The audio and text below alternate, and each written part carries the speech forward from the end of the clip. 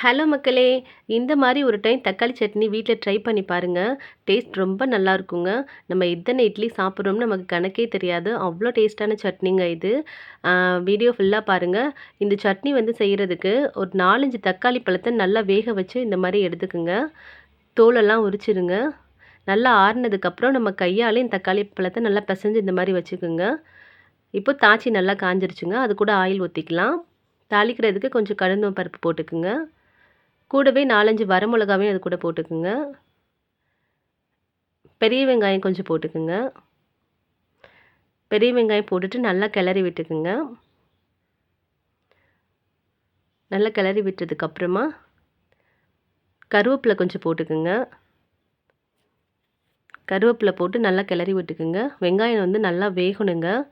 வெங்காயம் வந்து வெந்ததுக்கப்புறமா நம்ம வந்து வீட்டு குழம்பு மிளகாய் தூள் தான் நான் 2 டீஸ்பூன் போட்டிருக்கேங்க. 2 டீஸ்பூன் போட்டிருக்கேன். போட்டுட்டு நல்லா வந்து எண்ணெயிலேயே இந்த மிளகாய் பொடி வந்து நல்லா வதங்கணுங்க. அப்போ தான் பச்சை வாசம் அடிக்காது. இப்போ நம்ம கரைச்சி வச்சிருக்க தக்காளிய அது கூட ஊத்திடலாம்.